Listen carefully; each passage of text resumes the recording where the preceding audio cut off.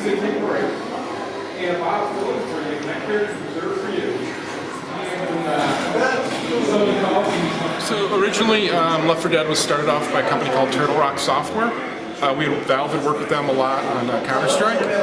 And Michael Booth is the head of Turtle Rock, or was the head of Turtle Rock, and he's a big AI guy. And he kind of wanted to make a game that was AI-driven entirely. And so what we see in Left 4 Dead is the AI is not just the creatures you're fighting or your bots that are filling in for your co-op buddies, but the AI actually controls the whole experience. So normally, like in a single-player game, we would have like this area is going to be combat. When we get to this next area, hey, we know we can take a break, or we know this monster's going to be here or there, right? It's kind of you can plan your route.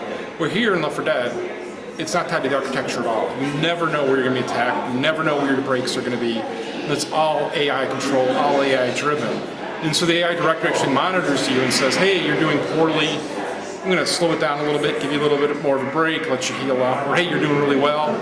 I'm just going to go crazy and send them at you, right? And so that system was what he wanted to create, and just really lends itself to kind of the zombie apocalypse game that Left 4 Dead is. So we purposely wanted to make a zombie apocalypse game that wasn't evil corporations, wasn't evil government, wasn't some plot that you had to uncover.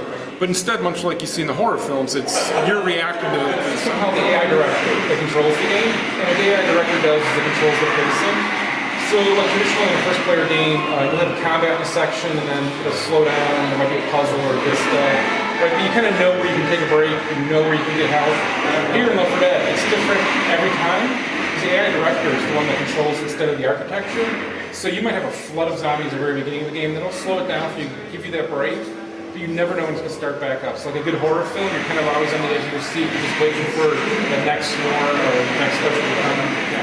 So probably the biggest scare aspect of Left 4 Dead is that anticipation, because you'll be at this point sometimes where you're the last person alive, you can see your friends off in that rescue room, then you can come back and bring them back alive, and you're just making that run there, and you can hear that horde coming, you can hear that, it's like kind of pulse pounding, kind of like frantic.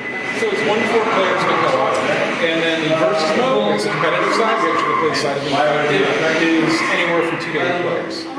So, but yeah, and the 1 to 4, then the cool thing with the bots, which is why it's helpful that they're so good, is let's say you're playing 4 players and you need to go grab a beer.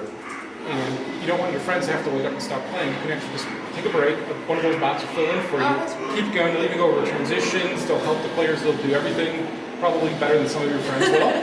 But they'll just help you out. You can jump in. So you see in a lot of the horror films, you'll just see they just kind of start off, and it's everyone's reaction to that horrific event, and that's what they're dealing with. This we wanted Left 4 Dead to be about. We wanted it to be about you and your friends going through this without having to sit through cutscenes, without having to sit through long exposition.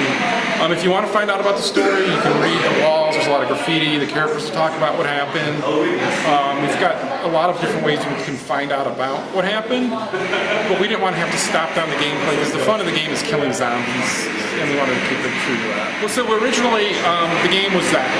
It was always what we call now versus mode. The problem there was the director says, okay, these people are getting slammed, let's quiet it down, let's slow it down. So then as the infected, you kick someone's ass, and now your reward is, oh, I gotta sit out for a minute and a half because the director wants to give them a break.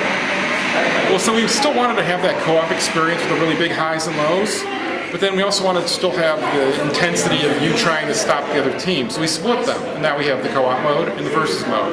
In the versus mode, your respawn times are really quick. You're going to see a lot more special infected. It's a lot more intense. It's a lot more always on. But it kind of, you get the break then when you get to play the infected, where you kind of get a plot a little bit more, hang back, and kind of be the evil dungeon master, right? So it's definitely something people will keep asking about now. And so now on Xbox Live for pre-orders, we've got the demo out there. So some people are playing it. Next week it will go live for everybody. And it's just definitely giving them a little taste. It's just a map and a half, really.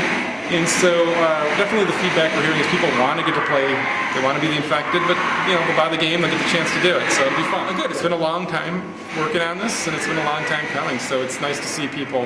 We've been dragging it out everywhere. We were at Leipzig, we were at Paris a month ago, we were actually at a games event up here a month ago to kind of let the fans play it, because I think it's one of those games once you play it and see the intensity, you grab the hold of you, so it's excellent.